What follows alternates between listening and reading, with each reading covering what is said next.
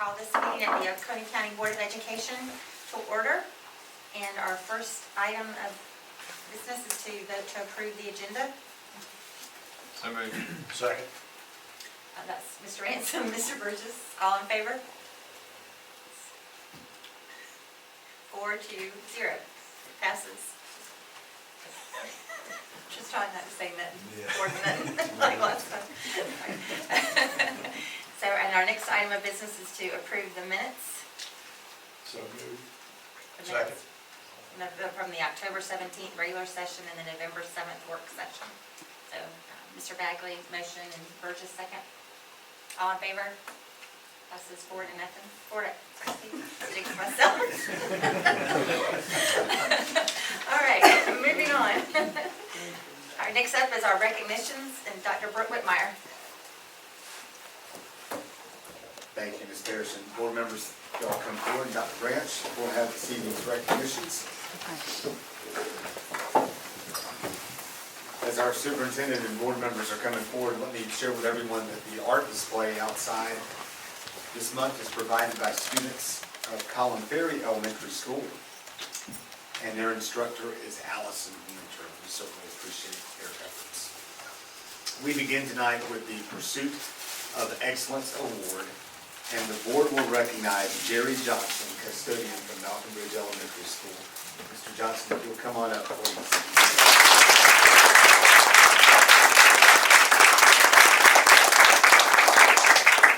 Mr. Johnson will receive a $50 Visa gift card and a golf umbrella provided by Peach State Federal Credit Union. Chops and Hops also donated a $50 gift card, and he'll also receive a commemorative plaque from Oconee County Schools. Mr. Johnson, go ahead with the I want to share with you some things that those who nominated you had to say about you. Mr. Jerry shows up to work every single day with a smile on his face and a willingness to serve others. He has a good rapport with students and staff. He does his job well and with pride. Mr. Jerry is an incredible asset to our school. If you ask him to help with something, he will drop whatever he's doing to help or find the people that can. He is constantly on the move to make our school look the best it can. Mr. Jerry is the best custodian I have ever worked with. His principal, Jennifer Haygood, said, Jerry is an extremely hard-working individual who shows ownership and pride for Malcolm Bridge. He goes above and beyond to make sure students and staff have what they need in order to learn and successfully face each day while remaining positive. He has done an amazing job keeping our school clean and healthy. So join me in congratulating Jerry Johnson.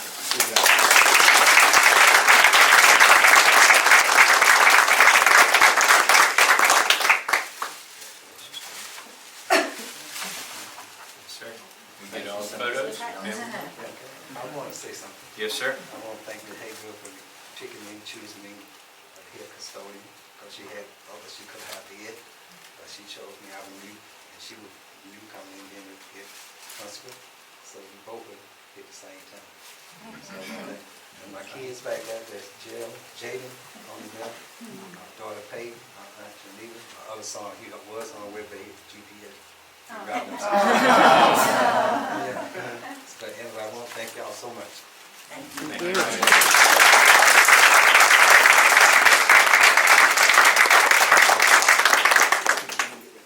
The board is now going to recognize and thank some community partners. We begin with Athens Ford. And Athens Ford provides funding for an OCS Reach Scholar. Rachel Floyd Abercrombie, who is the digital marketing and media manager, will accept the award. Rachel, you're okay. The board will now recognize community partner Chops and Hops. Chops and Hops provides an award for the OCS Pursuit of Excellence Award winner. Julia Stein, GM and event coordinator, will accept the award for Chops and Hops.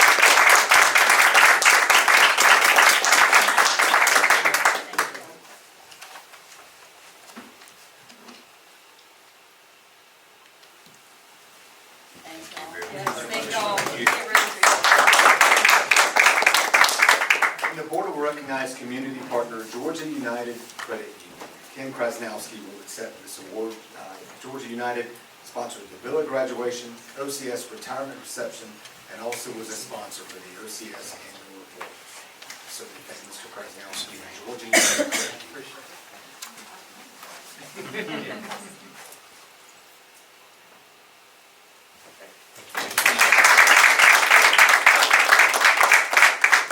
Finally tonight, the board will recognize Title I Distinguished School, High Shoals Elementary. Beth Parks, our Director of CTAE and Federal Programs, will make this recognition. I certainly hope Let me double check my list. And Jennifer Whitaker will accept the honor on behalf of High Shoals. Congratulations.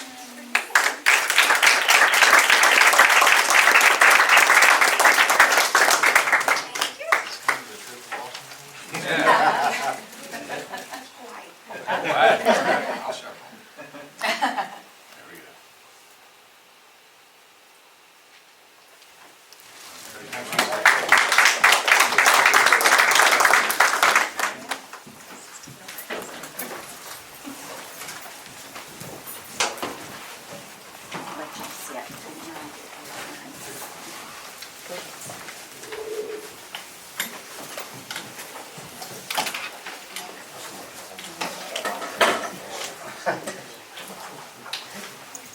Next up is Points of Pride from Collin Ferry Elementary.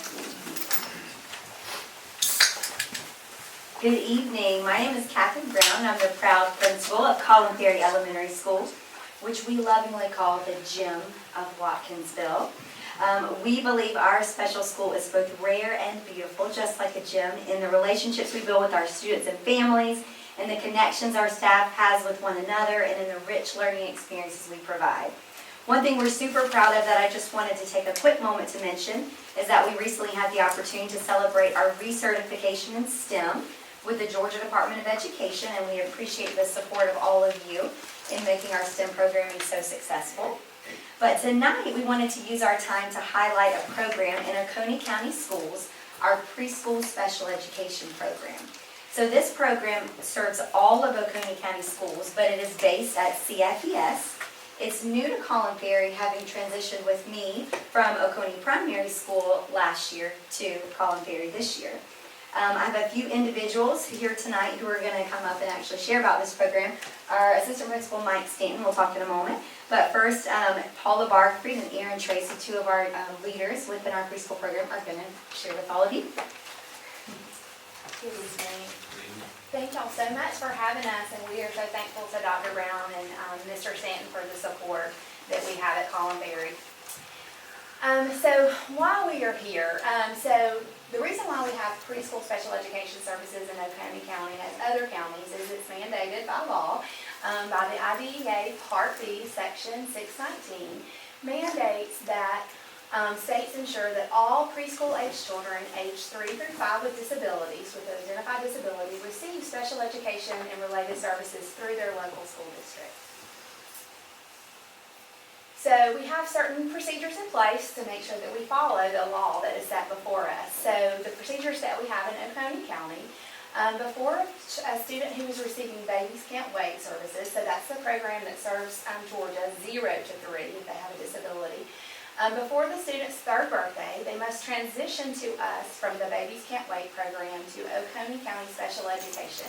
And that is considered the transition from Part C to Part B, if the child is eligible for special education. So we start the process early so that we have plenty of time to identify if there's a disability.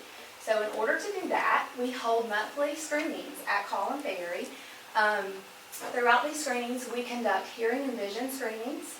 We have speech and language screenings, and we do developmental screenings.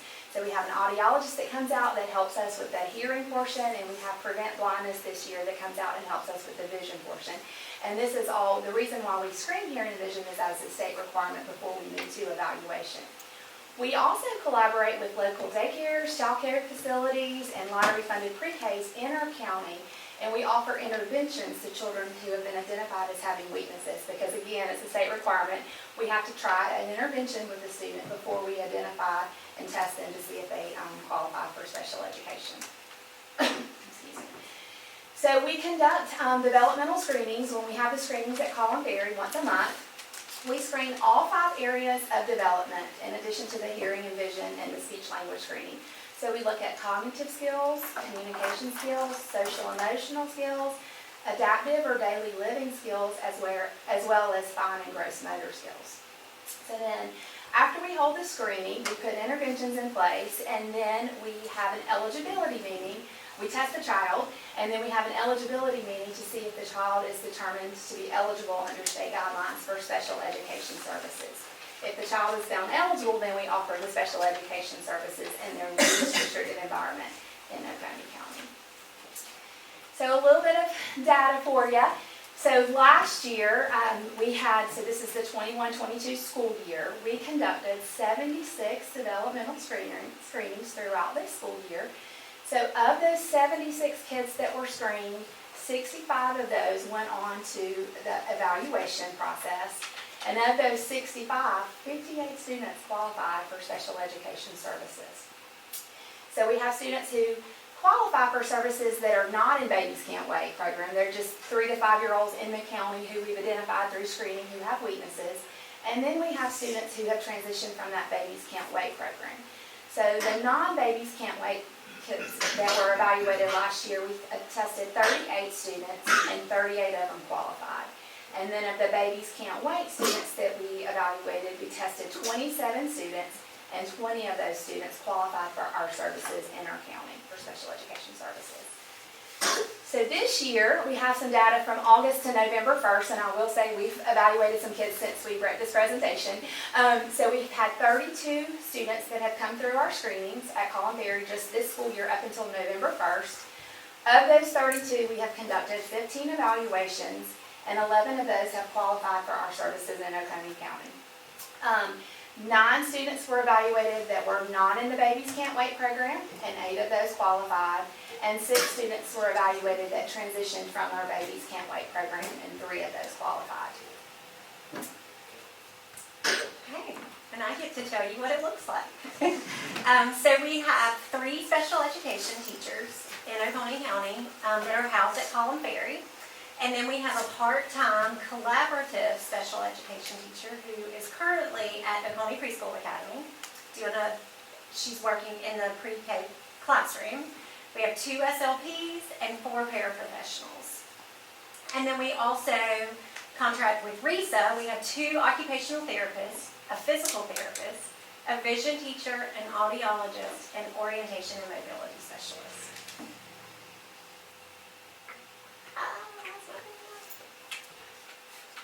Okay, so at Collin Ferry, we have 3 classrooms. We have a morning class, and typically in our morning class is our 3 to younger 4-year-olds, or our students who have more severe disabilities.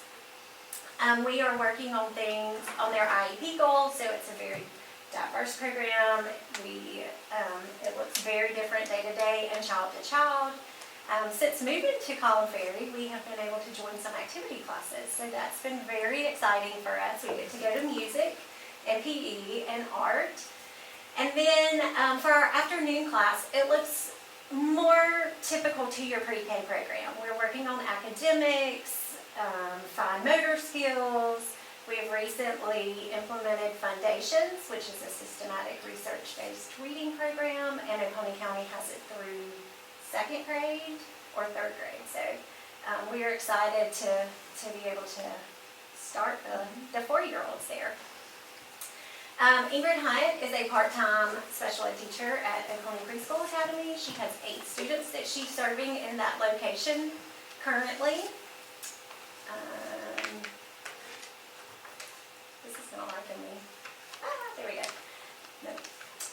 Catherine Land is our paraprofessional, and she goes out into our local daycare so that we are making sure that we're serving students in these restrictive environments. So they may have qualified for us, but don't necessarily need to come to a special ed classroom. So we're making sure that we can provide those services in their environment. And then speech and language. So Paula and Anna serve students in our classrooms, morning and afternoon, but then they also, and this is not just Paula and Anna, this is elementary school wide throughout the county, they have walk-ins. So if they qualified for just speech, they would go to their home school and receive their speech language. Yeah, if they're 4 and eligible to go to kindergarten the next year. Yes, so as you know, we don't do anything in silos, so we work very closely with the transportation department. So we have students that are receiving services getting transported via bus throughout the county, through the various daycare centers, and to and from their home, to and from Colin Ferry each day. So we have a morning arrival, and then come through, take them back to daycare or to home, and then likewise again in the afternoon with the next set of students. And then again, we work with Lisa very closely for the related services. We have occupational therapists that come and work with the students, physical therapists, vision teacher, an audiologist, and then the orientation mobility specialist comes and helps them learn how to move throughout the building and how to use equipment and things like that as well. We have a quick word from preschool students. Thank you. So we want to thank first Suzanne Korngold. She works very closely with our preschool department. And we want to thank Dr. Branch and the board for all the services that you provide and all the support that you provide. And we'd love and be honored to answer any questions that you have at this time. No, but thank you for presenting that. I had no idea of the depths of that program and Very that's rewarding. awesome. Thank you. Yeah, thank you for all Thank that y'all. Thank you. Now, we'll move on to communications to the board, and first is business services, Liz Harlow. Good evening, board members. Business Services has 7 items of information for tonight's board meeting. The first item of information is the October cash balance report. The second item of information is a list of all vendor payments in October. The third item of information is the budget report for October. And revenues and expenditures are tracking where we would expect at this time of year. The fifth item of information is the ELOS collections report. The rolling average is 13% over the previous year, and this month's collections are nearly 18% over the previous period last year. The next item of information is the board report for ELOS 5, and is every month. The revenues and expenses have been updated as of October 31st. The next item of information is the board report for ELOS 6. Revenues and expenses have been updated as of October 31st. And the last item of information is the federal funds report for October, and this report has been updated as of October 31st of this fiscal year. And that concludes my report, unless there are any questions. Questions?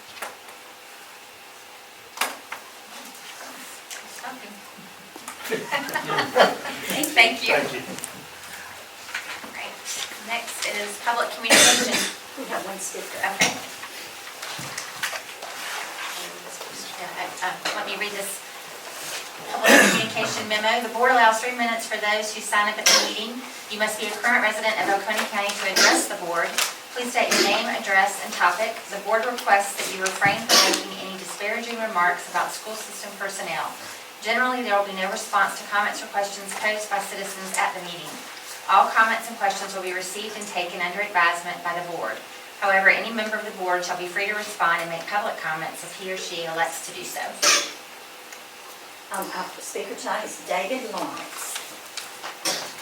Thank you, Joe. Hello, board. I'm David Lawrence. My wife and I are here. We live at 175 Hillsborough Road, Bishop. Good evening, Dr. Branch and members of the Board of Education.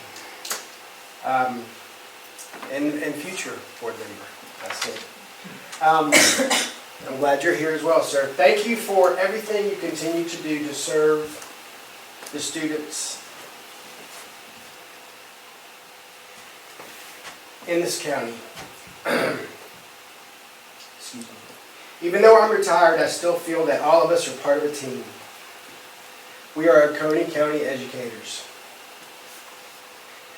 with the common goal, teaching all students to the best of our ability, teaching all students to the best of our ability. As a teacher here for 29 years with, as far as I know, an impeccable record, a clean personnel file, as far as I know, Dr. Whitmire, and hundreds of great memories made with students, their families, and many colleagues. You can imagine my shock at hearing that I had been fired as a substitute teacher at the very school that I loved the most, unbeknownst to me. Apparently, I was fired almost a year ago. I have never, ever been terminated from any position. The principal of the school has refused to explain my termination and suggested that I look for other schools where substitute teachers are needed.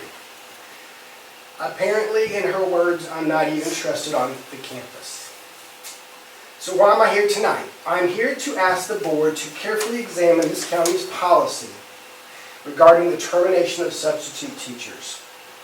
When a substitute teacher does not even know that they have been terminated, or why he or she has been terminated, it leaves that employee to wonder, to speculate, what in the world did I do? It seems to me any termination of a sub would require at least one meeting with the building administrator and a representative from Human Resources. I have asked for that twice and have been refused. In summary, I was fired from a school and a profession I dearly love without knowing why. I was told I'm neither trusted nor needed. I have asked to be reinstated as a substitute teacher at this school, but that hasn't happened. I deserve better. Any terminated employee deserves better. I'm not special. Any terminated substitute teacher deserves better. Board members, please fix your termination protocol regarding substitute teachers. If no questions, then I hope to hear from you in the near future. Thank you. Thank you. Anybody else? That's it. Okay. All right. Now we'll move on to our action items. Yes, ma'am, we have a couple of action items tonight. First up is technology surplus list, and we would recommend the board approve the technology surplus list as presented. Okay, we'll need a motion. So moved. Motion by Mr. Bagley. Second. Second. Second by Mr. Burgess. All in favor? Passes 4-0. Okay, if it pleases the board, we can take the next three as one unit. They're all three field trips. So we have North Oconee field trip FBLA to Orlando, North Oconee field trip lacrosse to Anderson, South Carolina, and Oconee County High School and Oconee County Middle School field trip, which is the chorus, headed to New York, and we would recommend approval as presented. Okay. Jason, on the, I can't pull up on my screen, on the lacrosse trip, the form says Oconee, but that says, which high school is it actually going?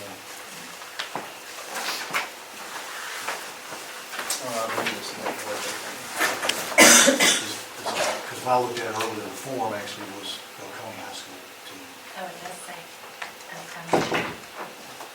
Is that just inaccurate? It's, Yeah, I have to double check it, but I think that's correct. okay. All right, no problem. So, But if the board is accepting of approving the trip as a lacrosse trip, then we will, Whichever high school. we'll provide clarification at the next meeting. So moved. okay, so, motion Mr. Burgess, second. Second. Second Mr. Bagley, all in favor? Passes 4-0. Okay, up next is the 24-25 academic calendar. As we shared last week, this has been presented to several local school council, area advisory groups, and others. It's out there on our website for review, and we're just simply asking the board to take the step that we always take, which is to put it on the table for public review until our next board meeting. At that time, we would recommend approval or modification based on feedback we received.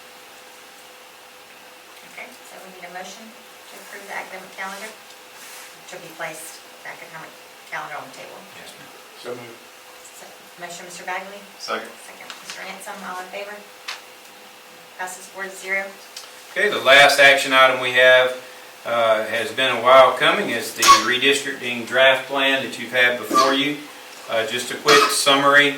We did propose a timetable to present to the board at the work session in February 7th, 2022.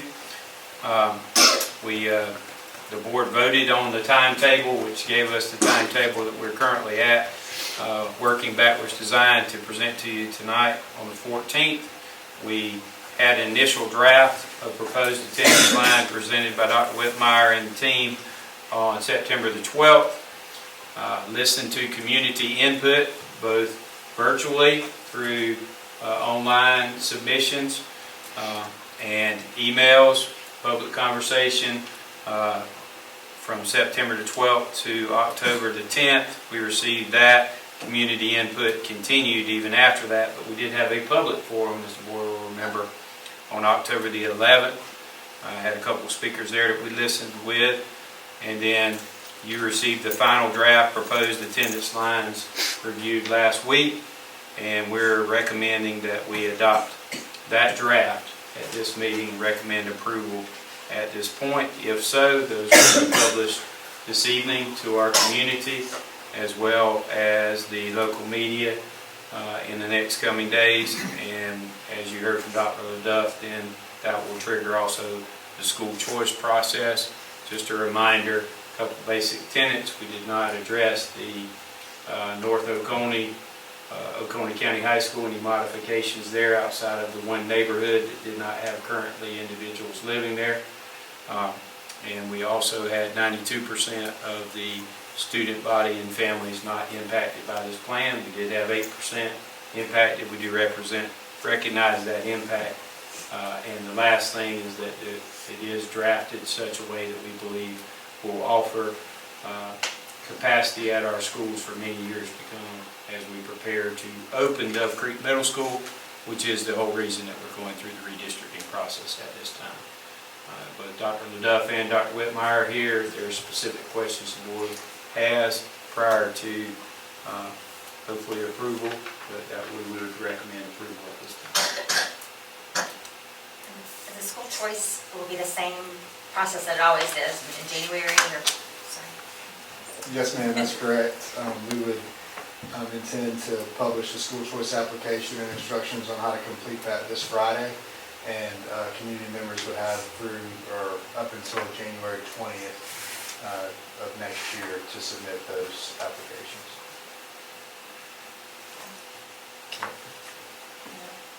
Any questions? Not a question, just a comment. I've been on this board about 10 years now. This is the second time we've been through this. We're a growing system, and so one of the implications of a growing system is you have to build more buildings to house more students. And by nature of building more buildings and housing more students, you go through this from time to time. We've gone through it twice just in my short tenure here, and this will be the second time. It's disruptive by its very nature because it's going to redistribute students among more schools than we had before. But I would say this, Jason, I'm appreciative of the effort and the time that you and all the staff spent on doing this. As the schedule outlines, it's been a long process with a lot of hard work. We've had a lot of conversations about how to best do this to meet both the current needs of opening a new middle school, but try to develop a plan that'll live for a while before we would eventually, if we keep growing, have to go through this again. So thank you for all the work.